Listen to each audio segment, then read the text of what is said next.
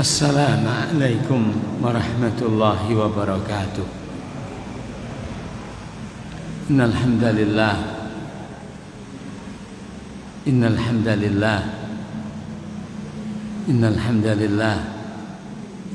alladzi nahmaduhu wa nasta'inuhu wa nastaghfiruh wa na'udzu billahi min syururi anfusina wa min sayyiati a'malina may yahdihillahu fala mudilla lahu wa man yudlil fala hadiya lahu. Asyhadu an la ilaha illallah wahdahu la syarika lah wa asyhadu anna Muhammadan abduhu wa rasuluh. Ya ayyuhalladzina amanu ittaqullaha haqqa tuqatih wa la tamutunna illa wa antum muslimun. Ya ayyuhalladzina amanu ittaqullaha wa qulu qawlan sadida yuslih lakum a'malakum wa yaghfir lakum dhunubakum wa man yuti'illaha wa rasulahu faqad faza fawzan 'azima. Amma ba'd, fa inna asdaqal hadithi kitabullah wa ahsanal hadyi hadyi Muhammadin sallallahu alaihi wasallam wa syarral umuri muhdatsatuha fa inna kulla bid'atin dhalalatun. Meneruskan pembahasan kitab Sittu ad-Durar min usuli ahli al-athar, buah karya Syekh Abdul Malik Ramadhani al-Jazairi hafizahullahu ta'ala wa matta'ahu bisihah wal afiyah. Terakhir kita bahas bahwa kemuliaan itu tidak mungkin digapai kecuali dengan ilmu, baik ilmu yang kaitannya dengan hal yang dengannya digapai manfaat dunia dan selamat dari mudarat di dalamnya, atau ilmu yang dengannya digapai manfaat akhirat dan bebas dari mudarat di sananya. Dan sudah kita baca dua kisah inspirasi. Pertamanya tentang Nabiullah Ibrahim alaihissalam dan bagaimana beliau mengukuhkan pondasi tauhid dan memangkas dan meluluh lantakkan akar-akar kesyirikan, bahwa tidaklah pantas seorang hamba takut kepada apa yang ditakut-takutkan dengannya oleh orang-orang musyrikin. Justru merekalah yang seharusnya takut kepada Allah dengan perbuatan syiriknya. Adapun ahli tauhid maka tidak pantas untuk takut kepada apa yang mereka sekutukan. Kemudian juga disebutkan tentang kisahnya Nabiullah Yusuf alaihissalam, bagaimana ia mendapatkan kesempatan menarik kembali saudaranya dan Allah subhanahu wa ta'ala memberikan amanah kepadanya akan perekonomian negara Mesir kala itu yang dilanda paceklik sebelumnya, sehingga ia bebas dari paceklik, sebagaimana yaitu tidak bebasnya sehingga ia bebas dari paceklik yang menimpa seluruh kawasan tempat tersebut kecuali Mesir. Wallahu ta'ala. Lalu dikatakan di sini, setelah disadarkan bahwa kemuliaan itu baik di dunia, baik dalam masalah dunia ataupun di akhirat, baik dalam masalah agama, tidak mungkin kecuali dengan ilmu. Lalu dibahas di sini, walihada, karena itu, kana al-muqassiruna fi ilmil hujaji, karena adalah al-muqassirun, orang-orang yang minim, an ilmil hujaji, tentang ilmu di dalam berdalil, ya, wadilalat, dan kemampuan untuk mendatangkan bukti, wa ilmi siyasah, dan ilmu mengatur strategi. Ingat, ya, wal ammarat, ya, dan memahami tanda-tanda, indikasi-indikasi, makhurin, mereka selalu terkalahkan, mereka selalu terendahkan. Ma'ahazaini as-sinfain, bersama dua golongan ini, baik dalam masalah agamanya pun juga dalam masalah dunianya. Taratan, kadang bil ihtiyaji ilaihim, di mana kita membutuhkan mereka. Idza apabila hajama ala anfusihim min anfusihim dzalik. Idza apabila hajama, menyerang ala anfusihim, atas dirinya, ya, min anfusihim dzalik, pemikiran-pemikiran, kerancauan berpikir, ketidakpahaman dalam masalah agama, maka membutuhkan kepada para ulama. Ya, demikian.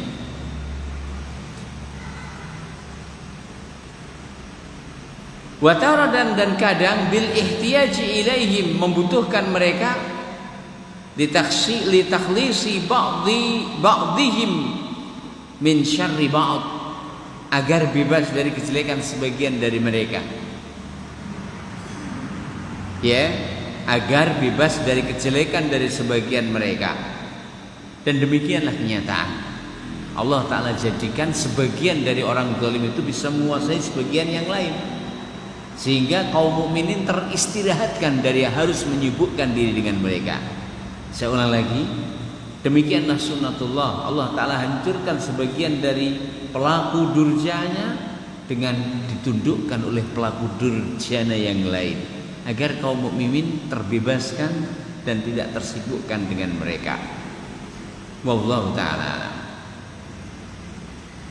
Ya, fid dini, di dalam masalah agama, wa dunya, demikian juga dalam masalah dunia. Artinya kerancuan berpikir yang mereka sebarkan, syubhat yang mereka tebarkan, kebid'ahan yang mereka bangun, maka untuk membantah semua itu adalah membutuhkan para ulama. Nah, ya, wa taratan, dan kadang ya'ishuna fi dhillihim fi makanin laisa fihi mubtadi'un yastatilu alaihim walawalin yadlimuhum wa ma dzaka illa liwujudi ulama'i al-hujaji ad-damighah li ahli al-bid'ah was-siyasah ad-damighah lidzulmi. Perhatikan di sini. Wa taratan, kadang ya'ishun, manusia itu bisa hidup, ya, fi dhillihim, ya, di dalam naungan mereka yang memiliki dua poin tersebut. Pertama, ilmu dan hujjah, dengannya bisa membantah semua kebatilan. Keduanya, siasah dalam mengatur urusan, sehingga dengannya mereka bisa menguasai, ya, masyarakat tersebut.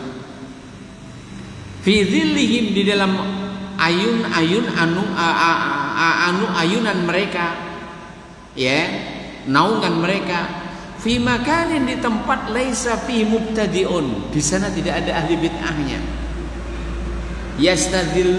Yastatilu alaihim, yang berani lancang kepada mereka.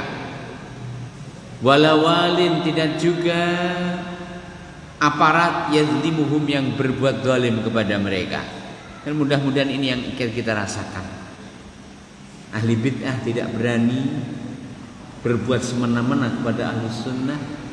Aparat negara tidak berani berbuat semena-mena kepada ahli hak dan ahli sunnah.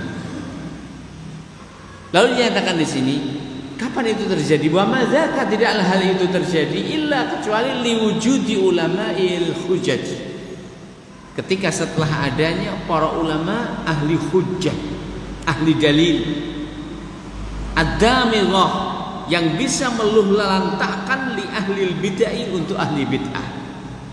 Seperti misalkan di Saudi Arabia, walillahi alhamdu wan minnah, kebid'ahan tidak bisa kentara. Kenapa? Karena ulama-ulama ahlul haq memangkas, mematahkan semua syubhat-syubhat yang mereka tebarkan saat munculnya, sehingga tidak akan berefek negatif pada umat dan masyarakat, efek yang kelihatan. Ya, dan kita mohon kepada Allah Subhanahu wa taala agar Allah taala anugerahi kepada negeri kita Indonesia tercinta ini, agar ya ulama Ahlus Sunnah itulah yang dominan dan itulah yang vokal dan memiliki kiprah di dalam masyarakat, sehingga ahli bid'ah tidak lagi terdengar gaung suaranya begitu dan seterusnya. Wallah, apabila seorang mempelajari dengan seksama keberadaan ahli bid'ah tersebut, pastilah ia akan dapatkan kontradiktif di dalam pendapat-pendapat mereka, dan satu sama lain tidak akan mungkin bisa sinkron dan sama, sehingga satu sama lain saling membantah karena satu sama lain saling mencari komunitas begitu dan seterusnya. Wallahu ta'ala a'lam. Wasiyasa ad-damighalil zulmi.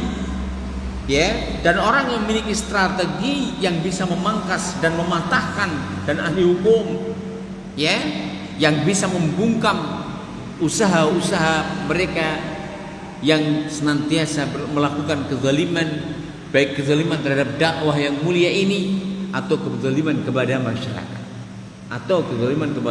Namun ingat bahwa apapun yang terjadi dari musibah, baik musibah tersebut adanya ahli bid'ah yang menguasai, yang didengar suaranya yang sangat berpengaruh sehingga akan menyempitkan gerak ahlul haq dan ahlus sunnah, ataupun aparatur amanah oleh Allah Ta'ala untuk menolong agama Allah tapi justru untuk menghalangi dakwah sunnah, wallah semua itu tidak lain kecuali karena dosa ahlus sunnah Allah Subhanahu wa Ta'ala, di mana masing-masingnya apabila kembali kepada Allah Subhanahu wa Ta'ala, pastinya Allah Subhanahu wa Ta'ala akan bebaskan mereka dari semua bahaya yang telah kita sebutkan. Dari semua bahaya yang kita sebutkan. Wallahu ta'ala. Kita teruskan. Fadara amrul riasah. Fadara, maka kembalilah, berputarlah, berkisarlah amrul riasah, kepemimpinan ad-diniyah, baik secara keagamaan, wa dunyawiyah, ketokohan di dalam agama, wa dunyawiyah, demikian juga ketokohan di dalam masalah duniawi, alal ilmi, kepada ilmu. Li'annahu aslun lahuma, karena ilmu adalah merupakan pokok dari keduanya. Di atas ilmu dibangunlah kemuliaan agama, demikian juga kemuliaan di dalam masalah dunia. Karena manusia enggan untuk memilih kecuali mereka yang memiliki ilmu, baik dalam masalah dunianya, lebih-lebih lagi di dalam masalah agama. Wallahu ta'ala a'lam. Walidhalika, karena itu, qala Ibnu Taimiyah rahimahullahu ta'ala aidan, Syekhul Islam Ahmad Ibn Abdul Halim Al-Harrani An-Numairi, beliau mengatakan, wadzalika anna Allah ta'ala yaqul. Kenapa kemuliaan itu kembali kepada ilmu? Karena kenapa kepemimpinan itu kembali kepada ilmu, baik dalam masalah dunia pun juga dalam masalah agama. Dikatakan di sini, dzalika anna Allah yaqul. Hal tersebut karena Allah Subhanahu wa taala telah berfirman di surat Al-Hadid ayat yang ke-25. Di sana Allah firmankan, laqad arsalna, sungguh kami telah utus, rusulana, akan utusan-utusan kami, semua utusan, bil bayyinati, dengan keterangan-keterangan. Dan ini adalah wujud rahmat Allah Ta'ala. Rasul yang diutus, tidaklah Rasul diutus kecuali dibekali dengan hal yang dengannya manusia standar akan bisa beriman, kecuali mereka yang dituliskan tidak beriman. Baik keterangan-keterangan tersebut berupa kitab ataupun berupa mukjizat, dan yang lainnya. Yang jelas tidaklah Allah Ta'ala utus para utusan kecuali Allah Ta'ala telah membekali semua utusan tersebut dengan hal yang dengannya akan diimani oleh mereka yang para utusan itu diutus kepadanya. Demikian. Wa anzalna, dan kami turunkan ma'hum, bersama para utusan tersebut, al-kitab, akan kitab, wal mizana, dan neraca. Yang dimaksudkan mizan di sini adalah kias, bagaimana dijelaskan para ulama. Ya, wal mizana, dan neraca, liyaquman nas, agar manusia menghukumi, ya, bil qisti, dengan keadilan. Bil qisti, dengan keadilan. Wa anzalna, dan kami turunkan al hadida, akan besi. Fihi, di dalam besi itu, ba'sun syadidun, ada kekuatan yang luar biasa. Besi di dalamnya ada kekuatan yang luar biasa. Berapa ton bisa diangkut dengan besi? Ya, betapa kerasnya benda yang di hadapan kita bisa dipatahkan dan bisa dilubangi dengan besi. Nah, wa manafi'u linnas, pun juga sangat bermanfaat bagi manusia. Apalagi zaman modernisasi ini, di mana besi sangat bermanfaat dalam seluruh sendi kehidupan manusia. Walaupun plastik sudah berusaha untuk menggantikan fungsi dan kedudukannya di sebagian cabangnya, tapi Allah Ta'ala di ayat ini ungkapkan betapa manfaatnya besi itu. Dan di dalam ayat ini Allah Ta'ala firmankan, wa anzalnal hadida fihi ba'sun syadidun wa manafi'u linnas. Hendaklah diketahui adalah besi itu diturunkan. Karena besi itu adalah diturunkan dari mana? Dari dataran tinggi, dari gunung begitu dan seterusnya. Itulah besi. Allah Subhanahu wa taala sudah menyiapkan biji-bijinya sehingga manusia akan memanfaatkan untuk kekuatan yang mereka maui, ya, dalam rangka menyelesaikan pekerjaan dan tujuan manfaat yang mereka harapkan, pun juga, ya, untuk apapun yang mereka inginkan dari manfaat. Ya, wa manafi'u linnas, disebutkan manafi'u linnas, tidak ditentukan agar bahwa begitu fleksibelnya besi itu sesuai dengan apa yang dibutuhkan manusia di dalam kehidupannya. Ibu-ibu dapur membutuhkan serok dari besi, sutil dari besi, panci dari besi, lating dari besi, ya, sing tukang ning sawah harit ya dari besi, pacul ya dari besi, ya, kemudian apa, luku ya dari besi, ya, traktor juga dari besi, ya. Nah, bangunan juga begitu. Sehingga ini istilah otot kawat balunge wesi. Kenapa? Ini itu isyarat bahwa suatu ketika nanti akan ada bangunan-bangunan yang membutuhkan apa yang telah disebutkan.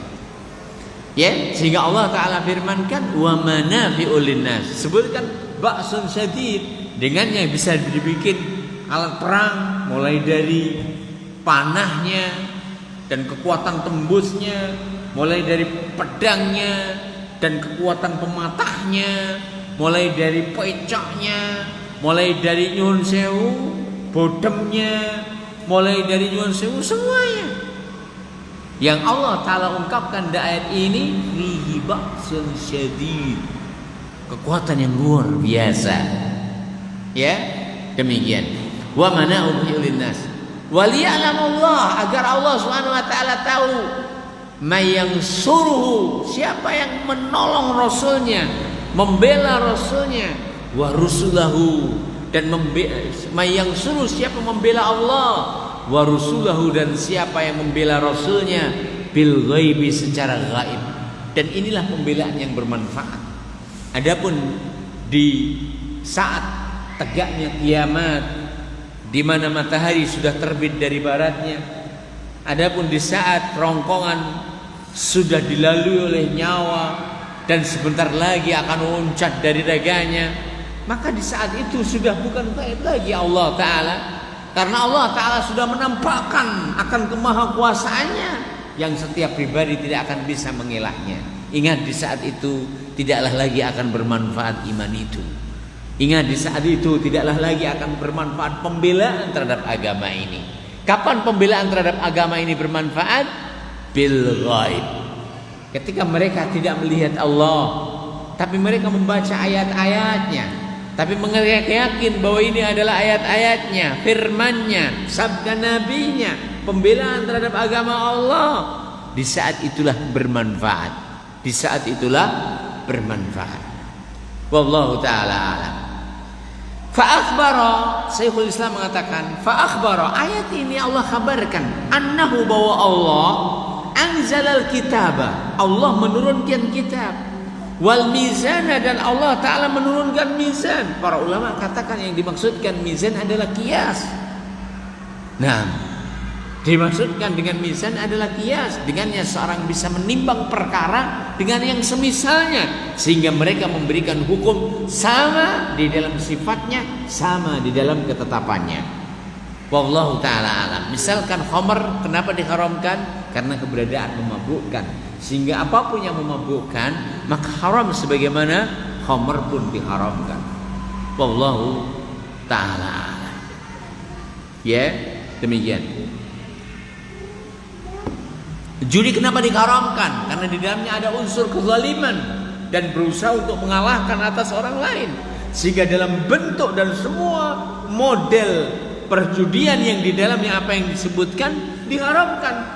Walaupun misalkan judinya megur sekedar jepretan karo tangan, karo karet, walaupun judinya hanya sekedar umbul karo kartu wayang, walaupun judinya sekedar selentian karo sing jenenge nekeran. Wallah, anak-anak kita jangan biarkan hal itu terjadi pada mereka. Di saat hal itu adalah milik bersama, maka tidak dibolehkan. Ya, di saat hal itu masing-masing memiliki hak di dalamnya, maka jangan dibolehkan untuk dikuasai oleh sebagian dengan cara yang dengannya akan terjadi kezaliman. Wallahu ta'ala a'lam. Ya, tapi apabila hal itu adalah milik salah satu dari mereka dan tidak diketahui siapa pemiliknya, maka dibolehkan untuk berundi. Maka dibolehkan untuk berundi. Duduk di saf pertama, milik siapa? Milik siapa saja. Ketika tidak memungkinkan, misalkan saf pertama itu cukupnya hanya untuk 25 orang. Datang di kelompok pertama 20 orang. Kemudian datang beberangan berapa orang? 10 orang. Berarti kurang berapa orang? Kurang 5 orang. Berarti harus berundi. Siapa yang berhak untuk berada di saf pertama? Alah, aku yang saf kedua. Wallahi, mementingkan untuk saudaranya di dalam keutamaan adalah merupakan kehinaan. Saya ulang lagi, mementingkan untuk saudaranya di dalam keutamaan adalah kehinaan. Tidak sepatutnya seorang ithar untuk saudaranya untuk mendapatkan saf pertama. Bahkan Nabi SAW sabdakan, bila mereka tahu tentang kemuliaan dan keutamaan saf pertama, pastinya mereka akan berundi untuk mendapatkannya. Wallahu ta'ala alam. Itulah undian yang dibolehkan. Nah, kita teruskan. Kita ulang lagi. Wal mizana, dan Allah turunkan mizan. Liyaquman nasu bil qist, agar manusia menegakkan keadilan. Karena qiyas adalah keadilan. Menetapkan hukum di dalam hal yang sama di dalam sifatnya, sama di dalam hukumnya.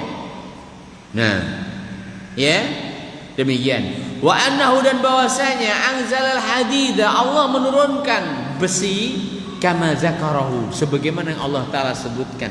Di dalamnya ada kekuatan yang luar biasa, di dalamnya ada manfaat yang sangat begitu sempurna bagi kehidupan anak manusia. Kita teruskan. Faqawamu ad-din, maka tegaknya agama bil kitab, dengan kitab. Al-hadi, yang menuntun, was-saif, dan pedang, an-nasir, yang bisa membela. Ingat, agama ditegakkan dengan pedang yang bisa menuntun jalan yang lurus, kemudian dengan pedang yang bisa membela agama ini. Kenapa demikian? Karena termasuk merupakan sunnatullah bahwa al-haq itu pasti akan dimusuhi oleh mereka yang tidak menyukainya. Termasuk sunnatullah, dakwah ini akan dihalangi sehingga akan sampai kepada mereka yang berhak untuk mendapatkannya dan mendengarkannya. Di antara fungsi diturunkannya besi ada dalam rangka untuk menghancurkan semua penghalang-penghalang dakwah ini. Ya, sehingga besi tidak akan maju dan difungsikan sebagai pembela kecuali saat kitab sudah tidak difungsikan lagi dan sudah dipagar dan dipenjarakan, tidak boleh untuk disebarkan. Di saat itulah Allah Ta'ala firmankan, wa anzalnal hadida fihi ba'sun syadidun wa manafi'u linnas. Sehingga salah ketika orang memiliki asumsi bahwa Islam datang untuk membunuh, Islam datang untuk menjajah, Islam datang untuk menguasai. Semua itu salah. Perhatikan, Allah Ta'ala tak sebutkan Al-Hadid kecuali setelah sebutkan Al-Kitab. Kecuali setelah sebutkan Al-Kitab. Hingga Al-Imam Muhammad Amin Al-Sinkiti beliau mengatakan, malam tukawwimhu al-kutubu tukawwimhu al-kataib. Orang yang tidak bisa diluruskan dengan kitab, maka ia harus diluruskan dengan pasukan. Sehingga Allah Ta'ala sebutkan pasukan berupa besi dan semua manfaat yang dikandung di dalamnya setelah Allah Ta'ala sebutkan nikmat diturunkannya kitab. Wallahu ta'ala alam. Kita ulang lagi. Wal kitabu huwal aslu. Nah, faqawamu ad-din bil kitabil hadi. Tegaknya agama adalah dengan kitab yang menuntun, wasayf an-nasir, dan pedang yang memberikan pembelaan. Perhatikan Allah firmankan, wa kafa bi rabbika hadiyan wa nasira. Cukuplah Allah Ta'ala sebagai penunjuk sehingga Allah Ta'ala turunkan kitab, Allah Ta'ala utus utusannya, wa nasira, dan cukuplah Allah Ta'ala sebagai pembela hingga Allah Ta'ala anugerahi kepada manusia dan orang-orang yang beriman besi yang dengannya mereka bisa membela agama Allah Ta'ala dengannya. Ingat, Allah sebutkan hadian baru kemudian nasira. Maknanya adalah siapapun yang berada di atas petunjuk Allah, maka Allah Ta'ala yang menjamin akan memberikan pertolongan kepadanya. Perhatikan ayatnya dan betapa indahnya, wa kafa bi rabbika hadiyan wa nasira. Cukuplah Allah Ta'ala sebagai pemberi petunjuk ketika di hadapanmu ada ahli bid'ah, ada ahli batil yang mereka menebarkan syubhat dan kebatilan. Allah Ta'ala cukupkan Al-Quran sebagai pengurainya. Allah Subhanahu wa Ta'ala jadikan wahyunya sebagai penerjangnya. Dan ketika di sana ada penghalang yang al-haq tidak akan mungkin disuarakan, Allah Ta'ala turunkan pedang sebagai pembongkarnya. Nah, sehingga akan mengalirlah dakwah yang begitu dinamis perjalanannya, walaupun lamban, tapi dia pasti akan sampai ke seluruh pelosok negeri ini. Dan wallah, dakwah ini begitu luar biasanya. Kita teruskan. Kemudian dikatakan di sini, wal kitab, dan al-kitab, huwa al-kitab, al-aslu adalah pokoknya, kitab pokoknya. Walihada, karena itu, awal ma ba'asallahu rasulahu, pertama kali yang Allah Ta'ala mengutus rasulnya, ya. Nah, pertama kali yang Allah mengutus rasulnya, ya, unzila alaihi atau anzala alaihi alkitaba, ya, unzila alaihi alkitabu, diturunkan atasnya kitab. Boleh juga dibaca anzala alaihi alkitaba, Allah turunkan atas rasulnya kitab. Wa makatha, dan beliau berdiam bi Makkah, di Mekah, lam ya'murhu bis saif. Allah tidak memerintahkan nabinya selama keberadaannya di Mekah untuk berjihad. Saya ulang lagi, Allah Ta'ala tidak memerintahkan kepada rasulnya selama keberadaan beliau di Mekah untuk berjihad. Dan Nabi menyaksikan bagaimana Bilal disiksa. Apakah Nabi tidak memiliki empati? Punya empati, tapi belum saatnya. Apakah Nabi tidak mempunyai ghirah terhadap agama Allah? Nabi segalanya beliau miliki, tapi Allah Ta'ala belum mensyariatkan hal tersebut. Ya, kenapa? Karena belum ada kekuatan yang dengannya ia seandainya maju pun akan mendapatkan kemenangan. kemenangan. Sehingga ingat, tidak semua nabi dan utusan Allah itu disyariatkan untuk berjihad. Nabiullah Yahya alaihissalam tidak disyariatkan berjihad. Nabiullah Isa alaihissalam tidak disyariatkan berjihad. Bahkan Nabi Musa alaihissalam nyuwun sewu ngampleng wong pisan jungkel langsung tidak disyariatkan berjihad. Tapi justru disyariatkan meninggalkan musuh dan meninggalkan negeri Mesir. Saya ulang lagi, tapi diperintahkan untuk meninggalkan musuh dan meninggalkan negeri Mesir dan membawa Bani Israel sehingga mereka diselamatkan. Ya, begitu dan seterusnya. Kenapa Allah Ta'ala tidak mensyariatkan beliau untuk berjihad? Nah, kecuali dengan menegakkan din, menyampaikan al-haq dengan dakwahnya. Pun juga demikian Rasulullah Muhammad SAW ketika keberadaan beliau di Mekah, maka Allah Ta'ala tidak memerintahkan beliau, mensyariatkan kepada beliau, mewajibkan kepada beliau dan kaum muslimin untuk berjihad. Bahkan di awal-awal keberadaan beliau di Madinah pun juga tidak disyariatkan untuk berjihad. Sehingga ada turun ayat yang memerintahkan untuk memerangi orang-orang kafir. Wallahu ta'ala. Dan ingat, berjihad itu harus adanya imam. Jelas. Kenapa? Karena apabila jihad di sana, apabila terjadi kemenangan, maka di sana ada ghanimah. Siapa harus bagi? Imam. Kalau tidak ada imam, apa yang terjadi? Kemenangan yang mereka dapatkan bukanlah kemenangan, tapi awal kekalahan. Karena mereka akan saling bunuh di antara mereka, berebut ghanimah, begitu dan seterusnya. Berebut kekuasaan, begitu dan seterusnya. Wallahu ta'ala alam.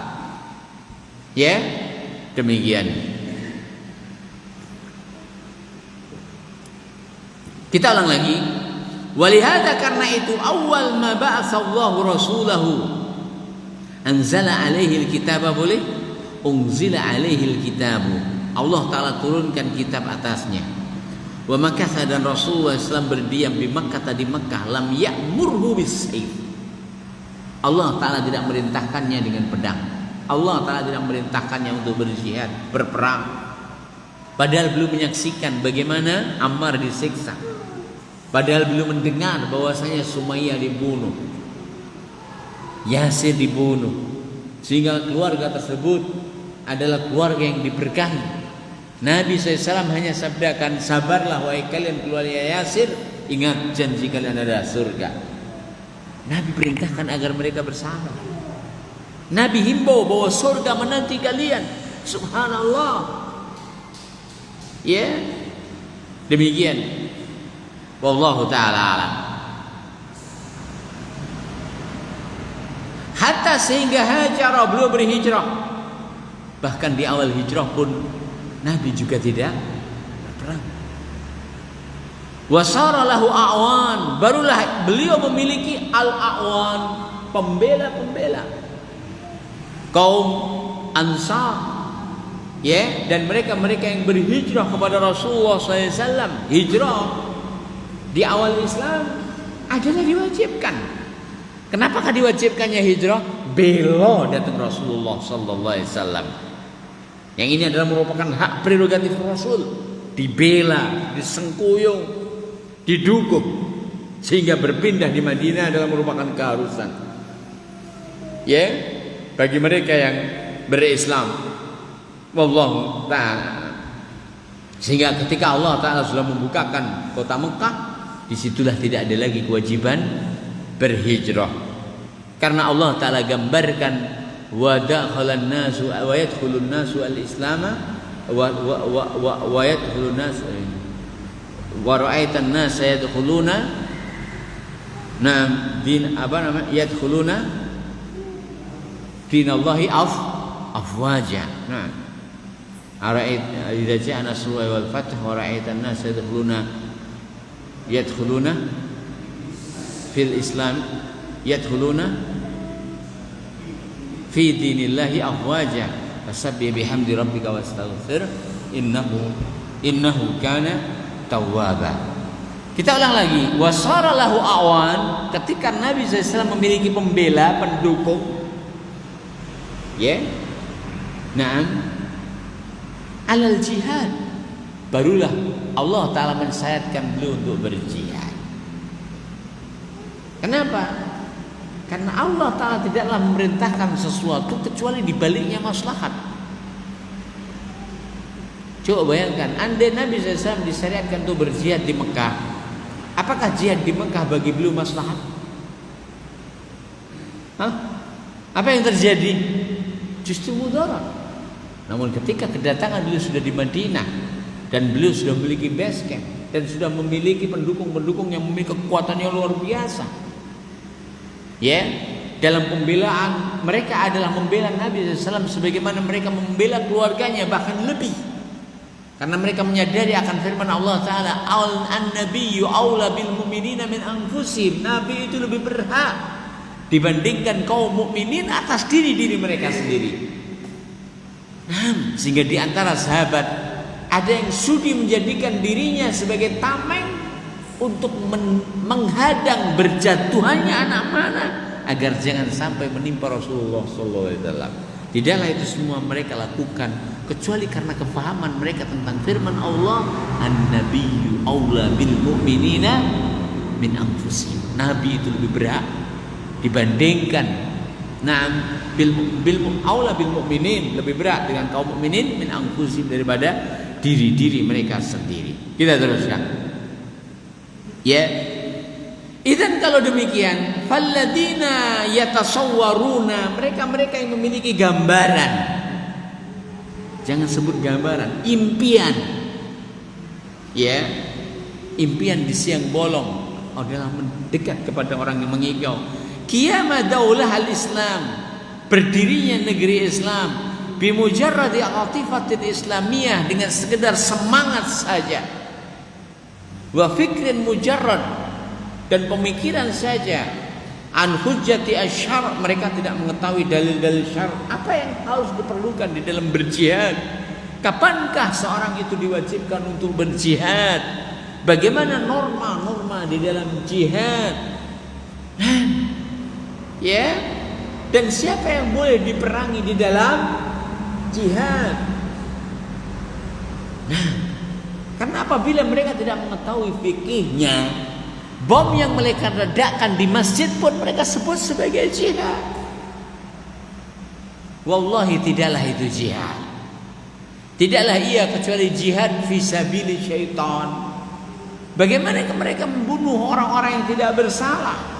Sementara jihad di dalam Islam jelas siapa yang dibunuh. Bagaimana mereka merusakkan bangunan, sementara Islam melarang itu semuanya. Bagaimana mereka bunuh wanita, sementara Islam melarang untuk bunuh wanita. Begitu dan seterusnya. Ya, tidaklah apa yang mereka lakukan kecuali tidak jauh dari apa yang dilakukan oleh orang-orang Khawarij yang mereka nyuwun sewu menjadikan DTO-nya, ya, target operasi militan mereka adalah Muawiyah bin Abu Sufyan, Amr bin As, kemudian Ali bin Abi Thalib. Ini target operasi mereka. Kapan mereka lakukan? Di bulan Ramadan. Di tanggal mereka kapan? Berapa mereka lakukan? Di tanggal malam 27 Ramadan. Di saat kaum mukminin i'tikaf, di saat kaum mukminin bermunajat kepada Allah, di saat kaum mukminin mengharapkan Lailatul Qadar dengan takbir, dengan tahlil, dengan bacaan Al-Qur'an. Mereka ingin menggapai malam Lailatul Qadar dengan membunuh manusia yang nyuwun sewu, Nabi sabdakan bahwa dia adalah orang yang mencintai Allah Ta'ala dan Rasulnya. Siapa dia? Ali bin Abi Thalib. Dan Allah mencintainya, demikian juga Rasul Sallallahu Alaihi Wasallam mencintainya. Wallah, tidak ada seorang pun sahabat di kalangan orang-orang Khawarij. Mereka menghalalkan darah kaum mukminin, bahkan mereka menghalalkan darah manusia yang termulia saat mereka ada, yaitu para sahabat. Sahabat radhiyallahu taala an, khalifah mereka Ali bin Abi Thalib radhiyallahu taala an. Kita ulang lagi. Idzan falladina yatasawwaruna qiyama daulatil Islam bimujarradi atifatin islamiyah, dengan sekedar semangat Islam, ghira Islam, wa fikarin mujarrad an hujjatil asyar, dan pemikiran-pemikiran yang nyun sewu steril sama sekali an hujjatil syar, dari dalil-dalil syar. Yusammunahu fikran islamian, mereka namai sebagai pola pikir, pemikiran Islam yang baru. Wa natfin minal ilmi, ya, dan kosong dari ilmu. Yusammunaha thaqafah islamiyah, wawasan Islam. Wa anna ta'lim, ingat, mereka memiliki asumsi. Kenapa tidak belajar dahulu fikih jihad? Ya, kenapa tidak belajar dahulu tentang siapa yang berhak untuk diperangi, dari siapa yang tidak berhak untuk diperangi? Kenapa mereka tidak belajar dahulu tentang apa yang wajib di dalam berdakwah, apa yang harus didahulukan di dalam berdakwah? Nah, apa harus dimulai di dalam berdakwah? Nah, wa anna ta'lim, dan bahasanya belajar marhalatun qadimatun ba'daha, adalah fase yang datang setelahnya, setelah itu. Yang penting dapat penguasaan dahulu, baru kemudian setelah itu ditata. Dengan mudahnya mereka mengatakan itu. Menurut mereka menata manusia adalah semudah menata dan membalik telapak tangan. Wallahi tidak. Coba ditanya tentang mereka yang telah sampai pada nyun sewu high end dari tampuk kepemimpinan, menjadi presiden misalkan. Akankah syariat Allah Ta'ala mereka berlakukan? Akankah, ya, ikon-ikon kebid'ahan dan ikon-ikon kesyirikan di setiap negeri masing-masing dan tempat itu sudah mereka luluh lantahkan? Sebagaimana Nabi yang mulia SAW ketika sudah menguasai Mekah, maka Nabi SAW mengutus beberapa pasukan berkudanya untuk menghancurkan Dzulkhulasah. Kenapa? Karena Dzulkhulasah begitu sangat besar sekali efek dan pengaruhnya di masyarakat, yang mengakibatkan terjerumusnya kebanyakan di dalam kesyirikan, kecuali mereka yang dijaga oleh Allah Subhanahu wa taala. Atau menjadi pertanyaan, ketika mereka sudah berada di posisi yang tertingginya, justru mereka tekan kontrak dengan pembangunan, yaitu daerah-daerah wisata religi yang bisa mendatangkan income untuk daerah tersebut. Wallahi kenyataan yang kedua ini yang terjadi. Bukan karena hak Allah Subhanahu wa taala mereka bela, bukan juga kesyirikan dan kebid'ahan yang mereka nihilkan dan tiadakan, tapi justru semua itulah yang mereka bela. Waliyadzubillah. Kita teruskan. Fahaulai talibu sarabin, mereka adalah pencari fata morgana. Li'annahum, karena sesungguhnya mereka yatakhayalunaha bila quwwatin wala asbab. Mereka mengkhayal untuk menggapai kemuliaan dan kekuatan tersebut dan ketinggian dan kekuasaan itu bila quwwatin, tanpa kekuatan, wala asbabin, dengan tanpa sebab. Wallahi tidak ada kekuatan yang tertinggi kecuali kekuatan ilmu. Dengannya akan bisa mengarahkan derap dan langkah seorang hamba sehingga langkah-langkahnya akan benar dan tidak akan salah. Wallahu ta'ala. Wa aulal quwwataini wa ulal quwwatain, dan perdana dari semua kekuatan itu adalah quwwatud din, kekuatan agama, quwwatut tauhid, ya, quwwatul iman, quwwatut taqwa. Nah, quwwatud din, kekuatan agama, alladzi, yang alaihi, atas kekuatan agama tersebut, wa'adallahu al-mu'minin, Allah Ta'ala memberikan janji kepada orang-orang yang beriman, bin nasri, bahwa Allah akan memberikan pembelaan, pertolongan kepada mereka. Ya, faqala, maka Allah Ta'ala berfirman, wa kana, dan adalah haqqan alaina, hak bagi Allah, nasrul mu'minin, memberikan pembelaan kepada orang yang beriman. Wallahi janji Allah benar. Siapapun yang beriman dan melaksanakan semua rukun iman dan mengimaninya dan melaksanakan konsekuensinya, tidaklah mereka kecuali memiliki bagian di dalam ayat ini. Apa bagiannya? Wa kana haqqan alaina nasrul mu'minin. Hak bagi Allah membela orang-orang yang beriman. Tapi ingat, pembelaan Allah Ta'ala kepada orang-orang yang beriman sesuai dengan kategori mereka masing-masing. Ya, walihada, karena itu qala Ibnul Qayyim, berkata al-Imam Ibnul Qayyim al-Jauzi rahimahullah taala, walamma kana jihadul a'da'i fil khariji far'an 'alal jihadil abdi nafsahu fi dzatillah. Falamma, ketika kana ada jihadu a'da'illah, memerangi musuh-musuh Allah, fil kharij, yang di luar. Orang kafir di mana? Dalam tubuhmu? Tidak, di luarmu. Orang munafik mana? Di tubuhmu, tidak, di luarmu. Itulah makna memerangi musuh-musuh yang di luar. Maksudnya di luar raga kita, di luar badan kita. Far'an, semua itu adalah merupakan cabang. Ya. Nah, ala al-jihad, di atas jihad. Nah, al-abdi, jihadnya seorang hamba, nafsahu, memerangi dirinya, fi dzatillah, dalam hak Allah. Ya, ingat, engkau tidak akan mungkin bisa berjihad melawan musuhmu yang di luar kecuali ketika kau sudah mampu berjihad melawan dirimu dalam rangka pembelaan dalam hak Allah taala. Sehingga hak Allah taala itulah yang pertama kali kau pentingkan dari semua hak. Sehingga hak Allah taala itu yang pertama kali kau muliakan di antara semua hak. Ya, demikian.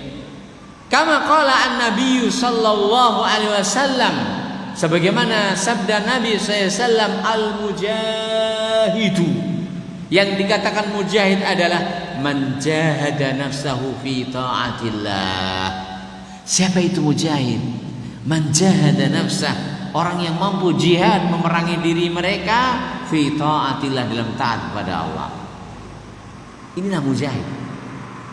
Inilah mereka yang mampu menggiring jiwanya, yang mampu mengarahkan langkah dan derap kakinya sehingga ia mampu taat kepada Allah Subhanahu wa taala. Nah, wal muhajiru, dan adapun muhajir, man hajara ma nahallah, adalah orang yang mampu meninggalkan apa yang dilarang oleh Allah. Siapa itu ahli jihad? Orang yang mampu menundukkan jiwanya sehingga raga dan jiwanya diajak untuk tunduk, patuh, taat kepada Allah. Perintahnya dia laksanakan. Nah, anjurannya ia bersegera di dalamnya. Itulah mujahid sebenarnya.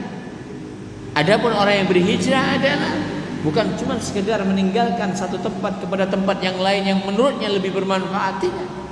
Tapi muhajir yang sebenarnya adalah man hajara ma nahallah, orang yang mampu meninggalkan apa yang dilarang oleh Allah. Moga Allah taala anugerahi kepada seluruh kita rasa takut yang begitu mendalam kepada Allah sehingga kita mampu meninggalkan apa saja yang diharamkan oleh Allah. Amin. Sehingga kita mampu meninggalkan apa saja yang diharamkan oleh Allah. Ya, demikian. Amin. Karena jihadun nafs, jadilah jihad memerangi jiwa hamba sendiri, nafsu hamba sendiri. Muqaddaman, didahulukan, ala jihadil aduwi, dibandingkan memerangi musuh fil khariji, yang di luar. Ya.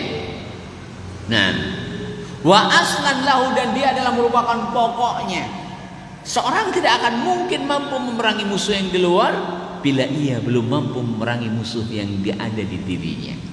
Wallahi terlalu banyak berita yang sampai kepada kita.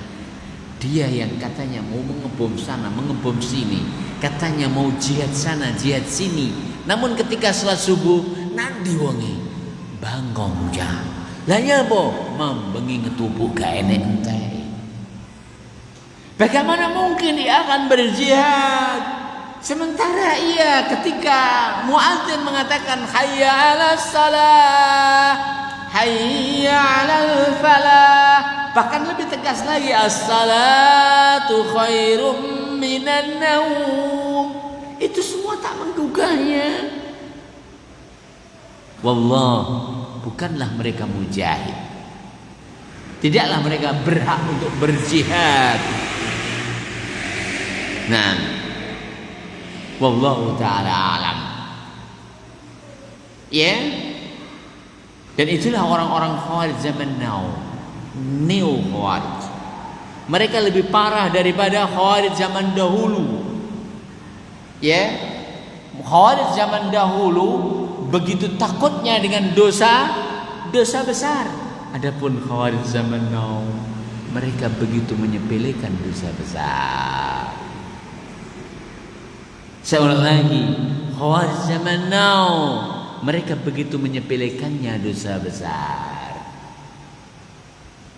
Nah, mereka anggap bahwasanya memotong jenggot adalah dosa besar. Tapi Khawarij zaman now biasa melakukan itu. Mereka tahu bahwasanya musik adalah dosa. Namun Khawarij zaman now biasa itu. Nah, ya, demikian. Kita ulang lagi, jihad melawan musuh yang di luar. Ya, ini adalah kedua setelah jihadnya seorang hamba melawan musuh yang ada di dirinya. Kenapa Nabi SAW sabdakan jihad yang hakiki adalah orang yang berjihad, ya, adalah orang yang berjihad, adalah orang yang berjihad melawan jiwanya sehingga ia bisa taat kepada Allah, sehingga tidak ada satupun perintah Allah kecuali ia laksanakan. Ya, nah, wallahu ta'ala alam. Fa innahu, maka sesungguhnya malam yujahid nafsahu awalan, siapa yang belum mampu untuk berjihad melawan dirinya, litaf'ala ma umira bihi, agar ia laksanakan apa yang diperintahkan oleh Allah Ta'ala, wa tatruka, dan agar ia mampu meninggalkan manuhiyat anhu, apa yang dilarang oleh Allah, wa yuharibha fillah, dan memerangi jiwanya karena Allah, pembelaan terhadap hak Allah, bukan membela kepentingan nafsunya, bukan membela kepentingan dirinya. Ya, nah, ya, lam yumna, ya, litaf'ala ma umirat bihi wa tatruka ma nuhiyat an wa yuharibuha fillah, lam yumkinhu jihadu aduwihi fil kharij. Mereka tidak akan mungkin berjihad melawan musuh-musuh mereka yang di luar. Tidak mungkin mereka akan mampu berjihad melawan musuh-musuh mereka yang di luar.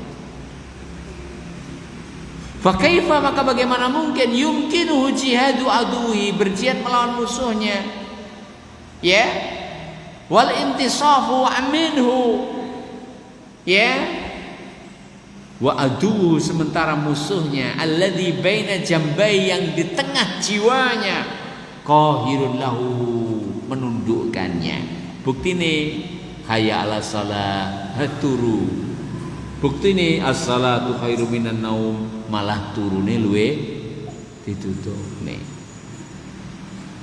Nah, buktinya apa? Menyelisih orang-orang musyrik, justru mereka menyerupai orang-orang musyrik.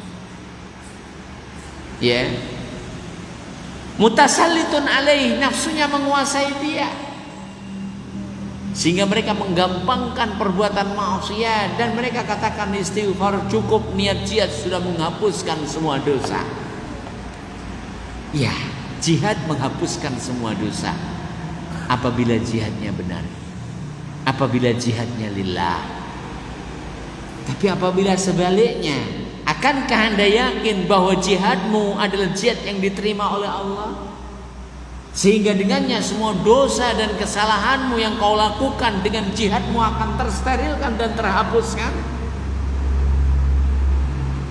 Tapi ingat, bukankah apabila dosa tersebut kaitannya dengan hak sesamamu, maka tidak akan mungkin terampunkan walaupun dengan darah yang bersimpah, luka yang menganga, nyawa yang tercabut di medan laga.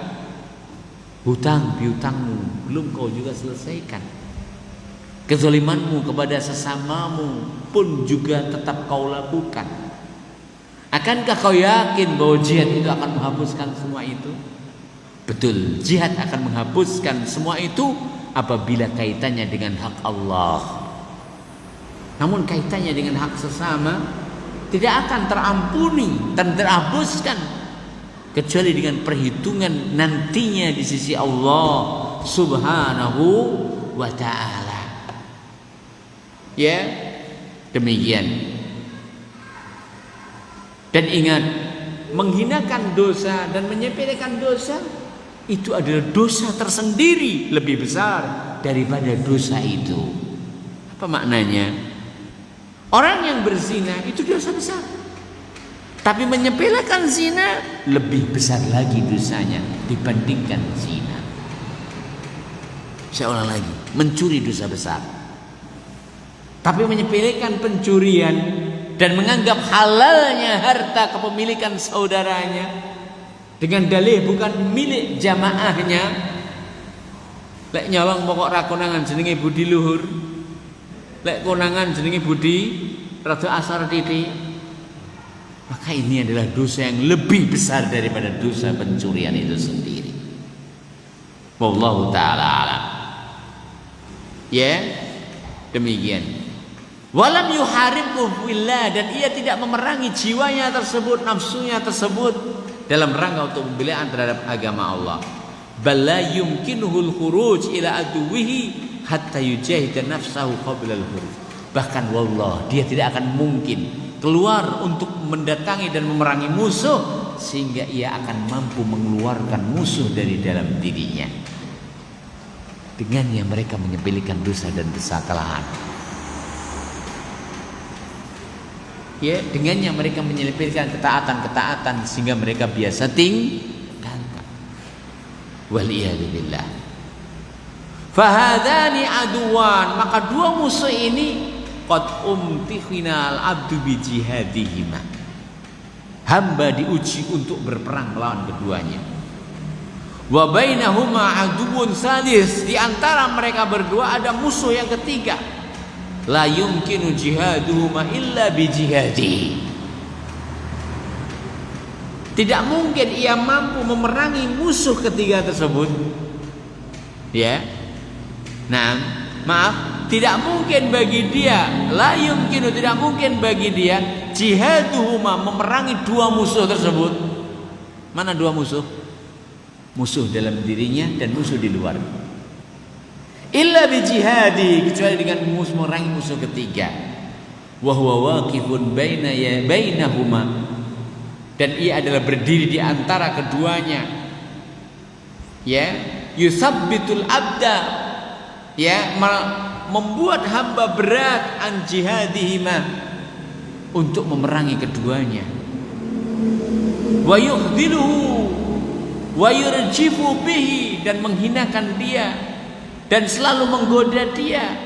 Wala yazalu, dan tak henti-hentinya musuh ketiga tersebut yukhayyilu lahu, menghayalkan untuknya ma fi jihadi ma minal masyad, apa yang di dalam jihad melawan dua musuh tersebut, minal masyad, dari keberatan. Mau berangkat salat berjamaah, maka syaitan tersebut membisikkan, malam masih panjang, cuaca juga masih dingin, tunggu sedikit sajalah, paling juga belum iqamat. Setelah iqamat, lah belum juga salam. Setelah salam, tidak mengapa, kamu memang kerinan. Ketika mau, bagaimana mungkin akan ia mampu memerangi musuh yang di luar? Sementara musuh yang di dalam ia tidak mampu untuk mengalahkan karena mengikuti fatwanya musuh yang ketiga. Siapa musuh ketiga? Syaitan. Sehingga apapun yang menjadi keinginan nafsunya dan iming-iming syaitan tersebut ia dahulukan, sehingga nafsunya ia dahulukan. Sehingga ia memiliki tiga musuh yang ia harus menundukkan semuanya. Sementara ia tidak akan mungkin mampu melakukan itu semuanya, karena masing-masing musuh itu menguatkan musuh yang lain, sehingga ia akan semakin lemah. Ya, ketika mau berjihad melawan musuh yang di luar, dia gambarkan istrimu masih muda, anakmu masih kecil, usahamu lagi pas jaya-jayanya. Akankah kau tinggalkan istrimu supaya dibagi oleh orang lain? Akankah kau tinggalkan hartamu supaya dimanfaatkan orang yang tidak pernah berkeringat untuk mendapatkannya? Akankah kau tinggalkan anak-anakmu dalam keadaan yatim? Itu bisikan syaitan dan diamini oleh nafsu. Wallah, ilmu begitu sangat bermanfaat di sini. Ya, karena ia akan bisa menggambarkan kepadanya akan besarnya pahala jihad. Karena ia akan bisa memberikan gambaran yang benar kepadanya tentang nikmat Allah Ta'ala dan surganya. Besaran pahala yang Allah Ta'ala sediakan di dalam setiap ibadah yang Allah Ta'ala syariatkan. Mulai berwudu dengan sempurna, mulai berjalan menuju masjid, mulai berdiri berjajar bersama makmum, bahkan setelah sholat sunnah lalu ia duduk, betapa besarnya pahala ketika ia duduk sembari menunggu datangnya imam. Tapi menjadi pertanyaan, akankah mereka yang katanya ingin berjihad itu termasuk mereka yang terdepan di dalam shaf?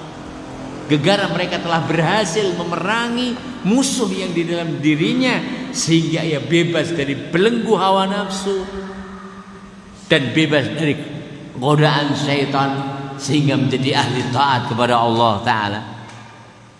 Jawabannya semua itu tidak mungkin. Kenapa? Kembali kepada nihilnya ilmu dan kurangnya ilmu. Kita teruskan.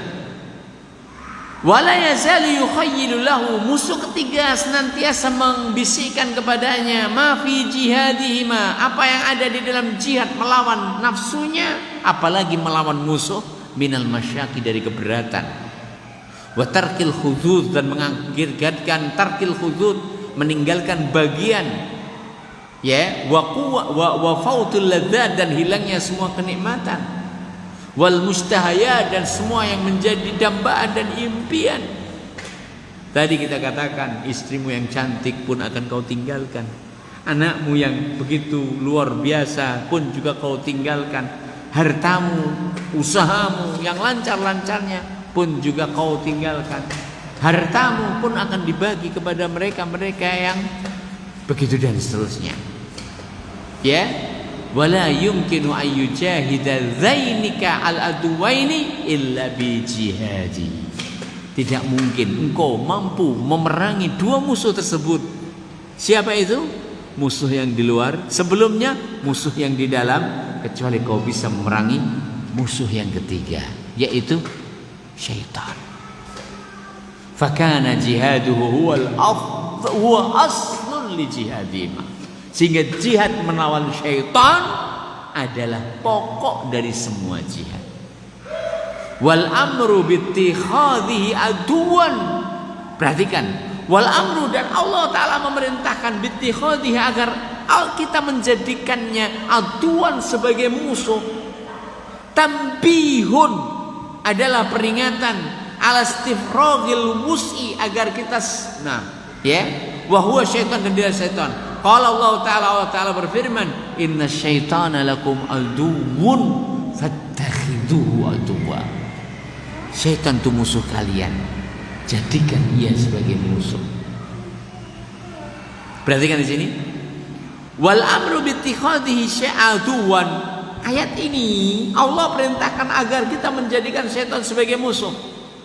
Tambihun, di dalamnya peringatan, di dalamnya isyarat, alastifrogil wus'i, agar kita mencurahkan semua apa yang kita miliki, fi muharabatihi, dalam memeranginya. Ilmu matematikamu piye memerangi syaitan, ilmu agamamu piye memerangi syaitan. Orang malah dukung yang kuyung meleh redane syaitan, tidak. Wa mujahadatihi, dan kau gunakan untuk berjihad melawan syaitan. Ka'annahu, kayak syaitan aduun, merupakan musuh, la yafturu, yang tidak pernah lemah, wala yaksuru, dan tidak pernah loyo an muharabatil abdi ala adadil anfas. Setan tidak pernah lemah, tidak pernah loyo, tidak pernah berkurang memusuhi hamba ala adadil anfas, sejumlah nafas. Bahkan Nabi yang mulia SAW sabdakan, manusia itu bila tidur, syaitan pun ikut tidur bersamanya. Di mana? Khayshumati ahadikum, di lubang paling atas dari lubang hidung kita. Sehingga Nabi sabdakan, bila kita bangun tidur, diperintahkan untuk masukkan air ke dalam hidung dan membuangnya 3 kali. Ya, kenapa? Kita selalu dalam keadaan diintai oleh syaitan, dan tidak akan seorang pun yang selamat darinya kecuali yang diselamatkan oleh Allah. Nah, subhanahu wa ta'ala. Ya, kita teruskan. Wallahu ta'ala alam. Hadzal kalamu fi ghayatin minal jaudah. Ungkapan dari Syekhul Islam Ibnu Taimiyah ini, nah, dan juga muridnya Imam Ibnul Qayyim ini, merupakan pembicaraan fi ghayatin minal jaudah yang sangat bagus sekali, wal wudu, dan jelas. Intinya apa? Pertama kali musuh yang kita serang dan harus kita tundukkan sebelum kita menyerang musuh yang di luar adalah jiwa kita sendiri, nafsu kita sendiri. Ya, dan ingat, di sana ada musuh yang ketiga selain musuh yang itu adalah nafsu kita sendiri. Kemudian yang kedua adalah musuh yang di luar, dialah musuh syaitan. Dan ingat, kita nggak bakal bisa memerangi 2 musuh tersebut, nafsu kita dan siapa? Musuh yang di luar, kecuali sudah bisa memerangi musuh yang ketiga ini. Siapa dia? Syaitan. Ya, demikian. Ya, dan permusuhan syaitan kepada kita nggak akan berakhir, nggak akan berkurang volumenya, bahkan semakin menjadi. Tidak akan berkurang ringannya, bahkan semakin berat. Karena bertambahnya masa dan waktu, maka bertambah juga kelihayan syaitan dalam menggoda manusia. Sehingga tidak ada manusia yang diselamatkan oleh Allah kecuali orang yang diselamatkan oleh Allah. Tidak ada manusia yang selamat kecuali yang diselamatkan oleh Allah Subhanahu wa ta'ala. Dikatakan di sini, ungkapan Syekhul Islam Ibnul Qayyim ini sangat jelas. Wa huwa, dan dia adalah taskhihun li manhajil ladzina yarmuna ghairahum bil hijarah. Ini adalah merupakan pembenahan kepada manhaj orang-orang yang menuduh orang lain. Wa buyutuhum min zujaj, dan sementara rumah-rumah mereka dari kaca. Mereka berusaha melempar kebobrokan, kesalahan, kekurangan pada manhaj salaf. Sementara dakwah mereka adalah dakwah yang di dalamnya penuh dengan ketimpangan, penuh dengan kekurangan, penuh dengan ketidaksempurnaan. Andai batu itu mengarah kepada rumah mereka, dengan cukup sekedar sentuhan saja akan, yaitu cerai-berailah batu tersebut, rumah tersebut.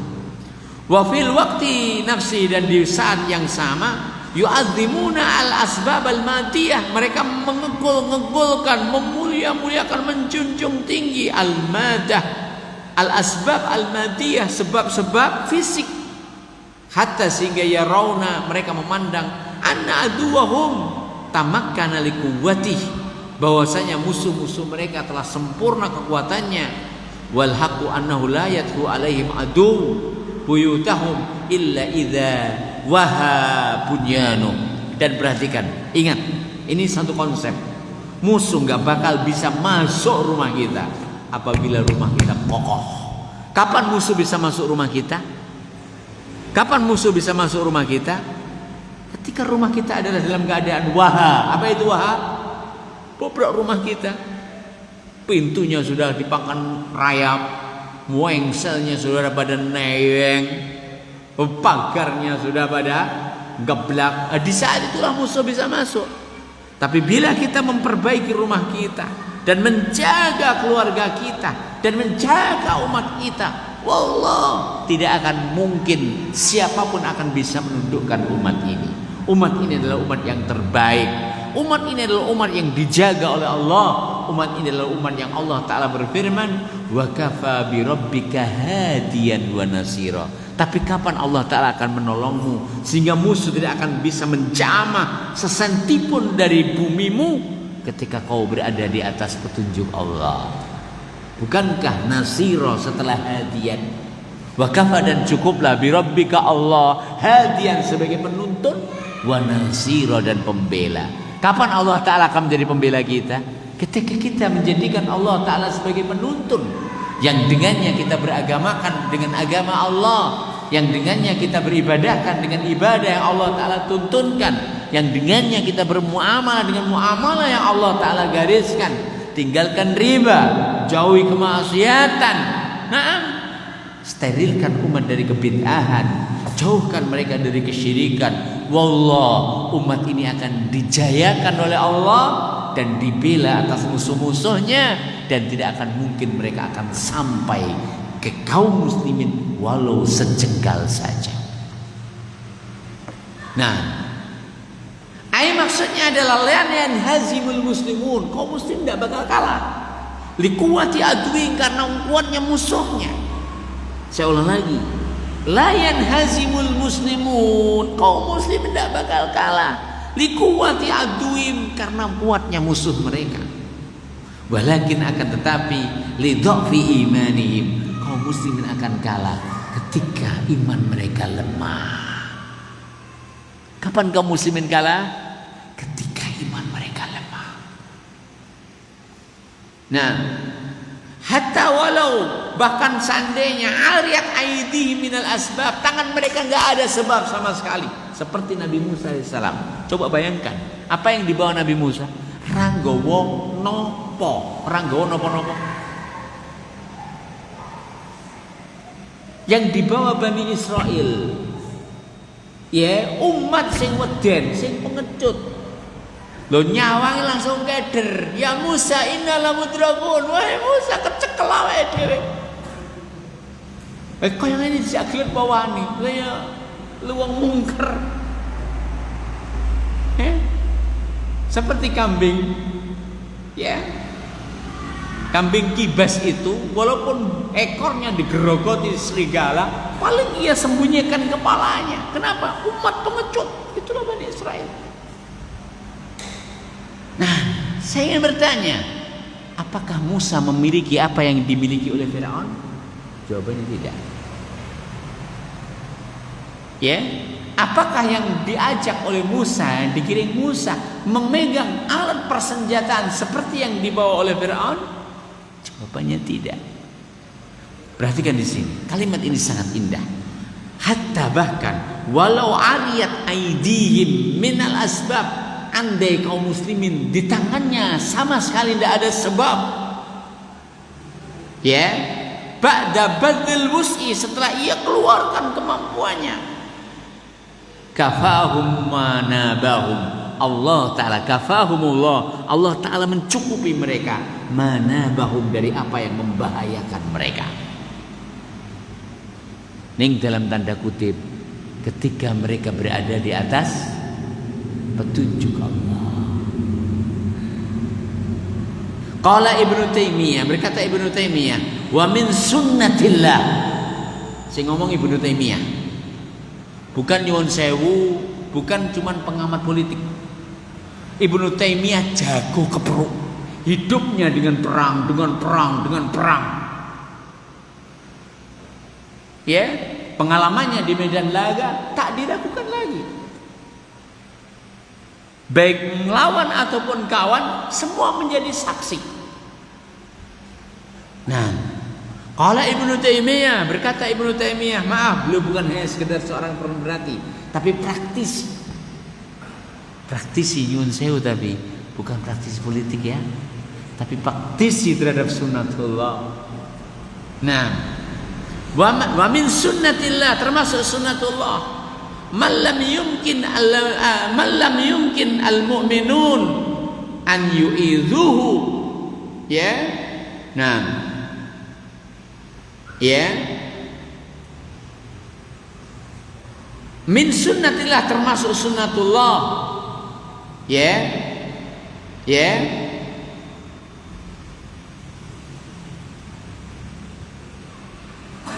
Anna man lam yumkinul mu'minuna ayyu'idhuhu, bahwa mereka yang kaum mukminin belum mampu, ya, ayyu'idhuhu, ya. Nah, makna yu'idhuhu yang betul di sini adalah lil uslin.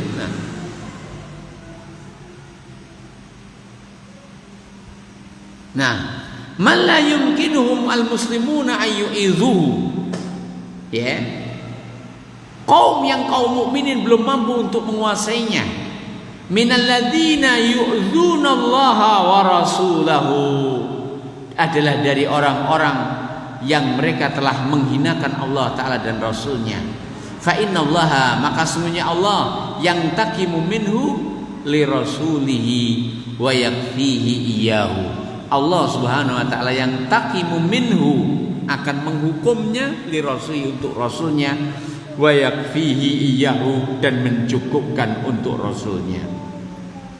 Artinya adalah kebanyakan dari mereka yang kaum mukminin menguasai mereka, tidaklah kaum mukminin menguasai mereka kecuali setelah mereka menghinakan Allah Ta'ala dan Rasulnya, yang semua itu adalah maksiat. Ya, ketika mereka berbuat maksiat, maka berbahagialah wahai kaum mukminin, bahwa Allah Ta'ala segera akan memuliakanmu dan menghinakan musuhmu. Nah, ya, demikian. Kama qaddamna ba'da dzalika fi qissati al-katib al-muftari, sebagaimana kami telah sebutkan dalam kisahnya penulis yang berdusta di dalamnya. Wa kama qala ta'ala, dan sebagaimana Allah Ta'ala firmankan, perhatikan firman Allah di surat Al-Hijr, fasda bima tu'mar wa a'rid anil musyrikin. Nah, fasda bima tu'mar, laksanakan apa yang kau diperintahkan, wa a'rid, dan berpalinglah anil musyrikin, dari kaum musyrikin. Inna kafainakal mustahziin, kami yang mencukupimu dari orang-orang yang berolok. Ayat ini begitu luar biasa, mendidik setiap kita pribadi mukmin bagaimana seharusnya melangkah di dunia ini. Fasda bima tu'mar, uripmu nggo nglakoni perintah ya Allah. Oke? Kenapa demikian? Wa arid anil musyrikin, wong musyrik jarno. Arep lambene kaya ngopo, arepe apapun yang mereka lakukan kaya ngopo, jarno. Kenapa? Allah Ta'ala sendiri yang menjamin bahwa Allah menjagamu. Inna kafainakal mustahziin, kami yang mencukupimu dari orang-orang yang mengolok-olok. Allah Ta'ala maha mampu untuk menolong hambanya dengan hal yang Allah Ta'ala inginkan. Kenapa? Ketika hamba berada di atas agama Allah, fasda bima tu'mar wa a'rid anil musyrikin, kau usah tak urusi carno barno. Penting kau sudah beri nasihat, kan penting kau sudah bacakan ayat. Nah, penting kau sudah sampaikan dakwah. Bila mereka tidak mau, maka bukan urusanmu. Kenapa? Inna kafainakal mustahziin, kami akan memberikan kecukupan kepadamu tentang mereka-mereka yang menertawakan agama Allah. Qala Ibnul Qayyim, berkata Ibnul Qayyim, tinggal sedikit kita selesaikan. Fallahi demi Allah, ma'ada alaina al-adu illa ba'da an tawalla ankal wali. Ma'ada, tidak akan menguasai alaika atasmu al-adu musuh, illa kecuali ba'da, setelah an tawalla berpaling, angka darimu al-waliyu penolong. Ketika kau tinggalkan ketaatan kepada Allah, Allah tinggalkan engkau, dan disitulah dengan mudahnya musuh menguasai. Kuatkan bangunanmu, kokohkan rumahmu, wallah, musuh tidak akan bisa memasukinya. Saya ulang lagi, kuatkan rumahmu, kokohkan bangunanmu, demi Allah musuh tidak bakal bisa memasuki daerahmu. Tapi ketika Allah pun sudah tidak sudi lagi bersama, karena perintah-perintahnya tak kau indahkannya, larangan-larangannya justru kau sepelekan sehingga engkau cicipinya, maka di saat itulah musuhmu akan dengan mudahnya menguasai, sehingga tidak ada jalan setelah kehinaan yang dirasakan kaum mukminin, kecuali mari semua kaum mukminin kita kembali kepada Allah. Tidak ada kemuliaan kecuali dengan hamba kembali kepada Allah. Dengan kembalinya hamba kepada Allah, mempelajari agamanya, mendidik umat untuk berada di atas sunnah, berada di atas tauhid, mereka pasti akan dimuliakan oleh Allah. Akankah kaum muslimin akan dimuliakan oleh Allah apabila dukun paranormal masih diundang di acara-acara mereka? Wallahi tidak akan. Akankah kaum mukminin akan dimuliakan oleh Allah Ta'ala ketika mereka bangun rumah, mereka hitung Kertoyoso, Candi, Rogo, Sempoyo. Kayak bangun rumah sing ditibakne candi, bangun masjid ngono tak ya ditibakne candi. Ning kene ora ditibakne candi ta. Walaupun masjid ning sanding candi. Arep metu ya ngono, tek meriek mentek, tek riek mentek jodoh kemil. Bagaimana akan berjaya umat ini ketika itu yang menjadi pakem di dalam hidup mereka? La ilaha illallah. Kita ulang lagi, mari kita kembali kepada Allah. Ajaklah umat akan kembali kepada Allah, kepada agamanya, kepada perintahnya, kepada sunnah nabinya. Demi Allah, hanya itu jalan kemuliaan. Tidak ada yang lain. Perhatikan firman Allah. Naam, wa kafa bi rabbika hadiyaw wa nasira. Wis wacanan ayat kuwi sampe lambe bumi mireng, cek sampean paham, lek sampean paham, begitu beriringannya antara petunjuk Allah dan pertolongannya. Ketika kau jadikan petunjuk Allah sebagai jalan hidupmu, maka pertolongan Allah Ta'ala akan mengiringi. Nah, wallahu ta'ala alam. Fala tadhunnu, maka jangan kau sangka anna syaitan ghalaba, bahwa syaitan menang, walakinnal hafidh a'rab. Tapi ingat, karena penjaga telah pergi. Setane menang, gak menang cak setane. Gak ono judulnya setan bakal menang.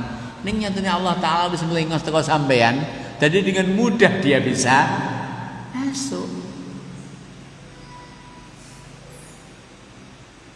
Nah, ingat, semua akan diijabahi. Jangankan kok mek gur dukun. Dukun apa jenenge? Pawang hujan. Wong bae ya diijabahi. Iblis kan diijabahi toh? Diijabahi oleh Allah ketika ia minta diberi tunda. Nah, padahal ia katakan bila ditunda akan menyesatkan hamba-hamba Allah. Tapi Allah Ta'ala beri kesempatan. Karena siapapun yang minta, hak bagi mereka yang minta untuk diijabahi. Dene sampeyan jarine ahlus sunnah ning ndak tahu jalurnya Allah, ya mbuh ahlus sunnah kawe piro karean. Iya kan? Ahlus sunnah kan ngerti kalau Allah Ta'ala Maha mengijabahi doa. Sudahkah kita meminta? Atau malah di saat-saat Allah Ta'ala siap mengijabahi doa, justru hamba menjadikannya sebagai canda dan gelak tawa? Kembali kepada kita. Kita ulang lagi, siapapun yang meminta, hak bagi yang minta diijabahi oleh Allah. Berarti kan Nabi sabdakan, ittaqu da'watal madlum fa innahu laisa bainahu wa bainallahi hijab. Khawatirlah doanya orang terzalimi, karena antara orang yang terzalimi dan Allah enggak ada penghalangnya. Siapa yang terzalimi? Siapapun walaupun kafir. Juga perhatikan firman Allah Ta'ala, amma yujibul mudtarra idza da'a. Apakah ia yang mengijabahi doanya orang yang dalam keadaan kepepet, pakering, suruh? Siapa dia? Allah. Artinya orang yang dalam keadaan terpepet, doanya pasti diijabahi. Allah Ta'ala tidak memilah-pilah antara dia kafir atau selainnya. Wallahu ta'ala alam. Kita ulang lagi, jangan kau sangka setan yang menang. Enggak, setan enggak bakal menang. Tapi karena Allah Ta'ala meninggalkanmu sehingga setan menguasai. Jangan kau buat Allah Ta'ala meninggalkan. Jangan kau buat para malaikat penjaga itu meninggalkanmu. Nah, ya, karena semua usahamu mengusik ketenangannya ketika bersamamu. Waqad arafta, dan kau sudah tahu, annaka tuhram wala arabbik, kau ditinggalkan, kau dihalangi dari untuk mendapatkan loyal dari Allah. Idza taraktal ma'mura wa raqibtal mahdhura, bila kau tinggalkan perintah, bila kau lakukan larangan. Kama annaka mansurun, sebagai engkau akan ditolong, bihifdzika Allah, dengan penjagaan, na'am, penjagaanmu terhadap Allah, fi amri, dalam perintahnya, wa nahyi, dan larangannya, fa'adal aslu, maka kembali semua itu ilal ilmi, kepada ilmu. Kenapa kok begitu berharganya ilmu? Karena dengan ilmu tahu hamba mana yang diperintah, apa saja pahala bagi mereka yang melaksanakan perintah, sehingga terdorong jiwa mampu menundukkan nafsu yang menghalangi dari untuk melaksanakan perintah, kala ia sudah mengetahui betapa besarnya pahala yang disiapkan. Dengan ilmu ia tahu mana yang dilarang. Dengan ilmu ia akan tahu ancaman bagi mereka yang melanggar larangan. Dengan ilmu ia akan tahu betapa besarnya dosa dan azab bagi mereka yang melanggar larangan. Dengan ilmu ia juga mampu menundukkan nafsunya yang selalu rakus dan berambisi kepada apa yang dilarang oleh Allah, karena ingin merasakan kenikmatan sesaat. Ia tidak sadar bahwa meninggalkan larangan Allah terjamin mendapatkan kelezatan yang sempurna dan abadi di sisi Allah Ta'ala Rabbul Alamin. Li'annahu la yu'raful amru wan nahyu illa bihi. Kenapa kemuliaan tidak digapai kecuali dengan ilmu? Karena perintah dan larangan tidak mungkin digapai kecuali dengan ilmu. Mudah-mudahan kesemangatan kita dalam mempelajari ilmu Allah Ta'ala berikan buah dan hasilnya. Bahagialah, karena Nabi yang mulia SAW telah menyatakan dan menjaminkan kepada kita dalam sebuah hadisnya, man jahada fina lanahdiyannahu subulana. Man sapane wonge jahada sing nemen-nemeni fina ing kita, ing dalane kita, ing agamane kita, lanahdiyannahu subulana. Pasti kami tuntun, pasti kami bimbing kepada jalan kami. Ning jenenge nemen-nemeni kudu enek buktine. Kudu enek napa ne? Kudu enek napa ne? Buktine. Nah, buktine napa? Lek sampean memang benar-benar mencari ilmu, ya minimal enek kertase, ya minimal enek pulpene. Nembalike nang ilmu to. Lek ora dicatet terus piye? Wong sekolah SD butuhne ilmu, napa malih? Napa malih? Tingkat yang di atasnya, tingkat yang di atasnya, tingkat yang di atasnya. Mudah-mudahan Allah Ta'ala menghiasi hidup kita dengan ilmu dan khasyatullah azza wa jalla. Subhanakallahumma rabbana wa hamdika asyhadu an la ilaha illa anta astaghfiruka wa atubu ilaik. Assalamualaikum warahmatullahi wabarakatuh.